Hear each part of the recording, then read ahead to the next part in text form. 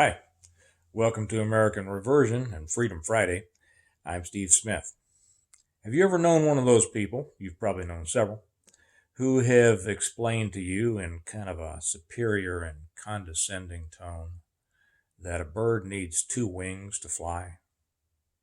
Usually it's a way for them to explain to you the importance of moderation, the importance of there being a right wing and a left wing on our bird of state in order to keep that bird flying straight. I've always wondered, and I've never really brought it up to him before, but I think I will from now on, whether these people have actually ever watched a bird fly. If they had, they'd notice that the wings of the bird each work in concert with the other. They're flapping at the same time. They're flapping in order to keep that bird going in the direction that the bird wants to go, usually in the best interest of the bird, unless it's towards a bird hunter. But they're working together. They're not working separate. We haven't had a bird with a right wing and a left wing for a very long time in our country. Whether it ever was, I don't know. I'm sure there are some that could make an argument for it. But what we've had for a long time is a bird with two left wings. And a bird with two left wings is not going to fly in a direction that's good for the bird. Now, I suppose I could travel down this analogy of the bird and explain how a bird with two left wings would probably fly in a circle or maybe not be able to fly at all. But we'll leave that for now. I put up today over on the Patreon channel for Freedom Friday a short interview, very short, just a few minutes long, that Mike Wallace had a long time ago with Ayn Rand. And she points out that, and he's talking about the difference between socialism and capitalism. And she maintains, and I agree, that that the people would choose capitalism, except that they've never been given the choice. And he asks, he's kind of surprised. And he says, but certainly they're given the choice in these elections. He says, no, both sides want socialism. And that's the truth.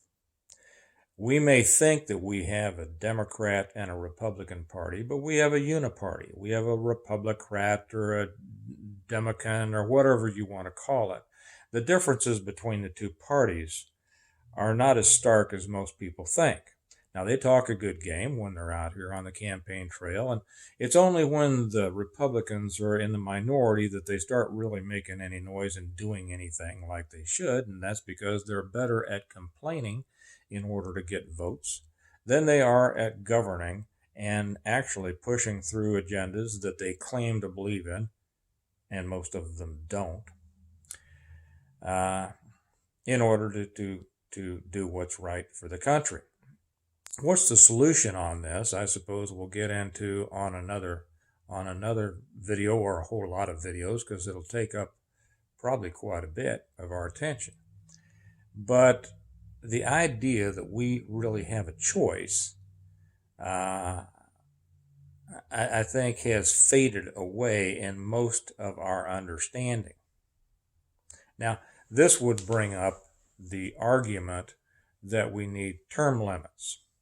Okay, well, we need term limits to get these people out of office, because people like Mitch McConnell and McCarthy and Schumer and Pelosi, they've all been in there so long that they can't represent the people. Well, they do represent the people, to be honest. They represent the people who have voted them in. And you can say, well, that the elections are fixed and all that. Well, then this last one, yeah, it was. And a lot of them are. I don't mean to say that a lot of them aren't. But it's a much more difficult to fix a local election than it is simply to persuade people with the gimmies that they want to vote for you. Okay, so So putting in term limits actually takes away the will of the people and the ability for a grassroots movement to move some of these people out. When you have term limits, you really put the power in the pockets of the people financing these candidates, and very few candidates are, come up from the grassroots. Very few people come up one day out of their haze of disgust at their kitchen table and say, I'm going to run for office and I'm going to make a difference. There are some like that, but in most cases, when they come up, they are easily squashed, even at the lower level. And you'd be surprised, if you're not involved in politics, you would be surprised how much pressure is brought to bear on even the smallest office contenders. But we do need to keep that in the hands of the voters. The voters vote the way they do because the voters vote in a selfish manner. And they will vote whoever's going to give them the most stuff. Now, there are a few people up in Congress, very few, who are still fighting the good fight for the conservative cause. Jim Jordan and Nunes, Ted Cruz is doing a pretty good job. You got to see how these guys do when the chips are down, or whether they stand up under pressure or not. Rand Paul? Some of these people, they're doing a good job. But the ones who are doing a good job are far outshadowed by those who are not. So how do we deal with this? Well, the power really does come from the people, as much as the cynical would like to poo-poo and in a very superior way assure us that it doesn't, and we're just too silly and stupid to understand that. No, it does come from the people. The problem is that the votes being put up to put the people in that are in now are coming from a stupid, undereducated, totally clueless population.